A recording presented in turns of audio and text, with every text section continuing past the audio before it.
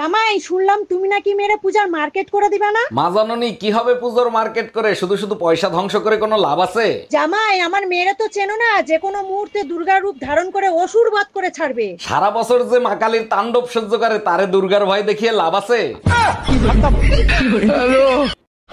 আজকে তোমাকে বলতেই হবে, আমাদের বিয়ের পরে কার জীবন বেশি ধ্বংস হয়েছে, তোমার না আমার? আল্লাহ, এটা আবার বলতে হয়? আমি 5 মিনিটের মধ্যে প্রমাণ করে দেখাইতে পারবো আমার জীবন। কিভাবে? কিভাবে বলো? আমাদের বিয়ে হয়েছে কয় বছর? 10 বছর। আমাদের বিবাহ বার্ষিকী কবে? এই তো খায় কোনো কাম পাও না, একটা কথা পাইছো, এটা দেখলে থামাই না, বুঝছো? আসল কথা কও। আসল কথা হচ্ছে বিয়ে করলে মেয়েদের জীবনই ধ্বংস হয়। সেটা প্রমাণ হচ্ছে এই ভিডিও। যে আপুরা দেখতেছে তারা সবাই বলতে পারবে তাদের জামাই কোনোদিন বিবাহ বার্ষিকী দিন বলতে পারে না, কিন্তু আমাদের মেয়েদেরকে যদি জিজ্ঞেস করো যার 80 বছর আগে বিয়ে হয়েছে, সেও বলে দিতে পারবে তার বিয়ের ডেটটা কবে। তার কারণ কি জানো? সেই দিনে সেই সর্বনাশটা আমাদের সাথেই ঘটছিল, তোমাদের সাথে তো ঘটেনি। তোমরা ছেলেরা ভাবছো কি সুন্দর বউ আসবে, চমৎকার বউ আসবে, সেক্সি বউ আসবে, আর আমরা ওই দিন থেকে থালি বাসন ধোয়া, বাড়ির কাজ করা, সমস্ত কিছু রান্না বাড়া থেকে শুরু করা সবকিছু মাথার মধ্যে নিয়ে ঘুরতেছি। তাহলে বিবাহ বার্ষিকীর ডেটটাকে আমরা ভুলবো, তোমরা ভুলবা? তাহলে তার থেকে প্রমাণ হয় না যে মেয়েদের জীবন বেশি ধ্বংস হচ্ছে না ছেলেদের জীবন? আরো কিছু শুনবা? এই রুম্পা, মা দুর্গার বিসর্জনের দিন তুমি রেডি হয়ে থাকবা, তোমার বিসর্জনের দিন নিয়ে যাব। পুজো দেখতে নিয়ে গেল না, হঠাৎ বিসর্জনের দিন নিয়ে যাবে, মতলব কি তোমার? আরে বোকা, বিসর্জনের দিনই তো বেশি আনন্দ হয়, তাই তো তোমারে নিয়ে যাব। তোমারে খুব ভালো করে দিয়েছিনি, সুযোগ পাইলে মা দুর্গার সাথে আমারেও বিসর্জন দেবা।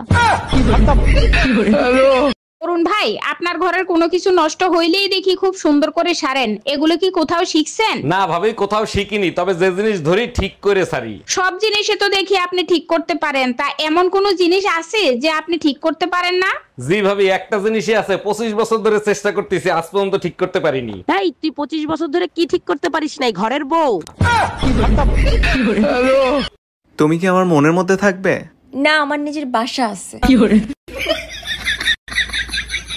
এই পায়েল, ঘুম থেকে সকালবেলা উঠবি, কারণ বড় লোকেরা ঘুম থেকে সকালবেলা উঠে। ও তাই নাকি? তাইলে মোরগ মুরগি তো সবার আগে ঘুম থেকে ওঠে সেই ভোরবেলা, হিসেবে তো তাইলে 10 তলা বাড়ি থাকার কথা। এই চলো না আমরা দুজনে একটু নাচ করি। কি?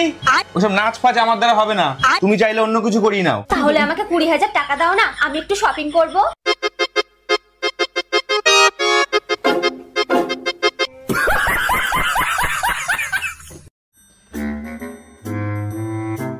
সারাদিন ফোন ফোন, ফোনের বেরোতে একটা দুনিয়া আছে। ঠিক আছে, লিংক পাঠায় দাও।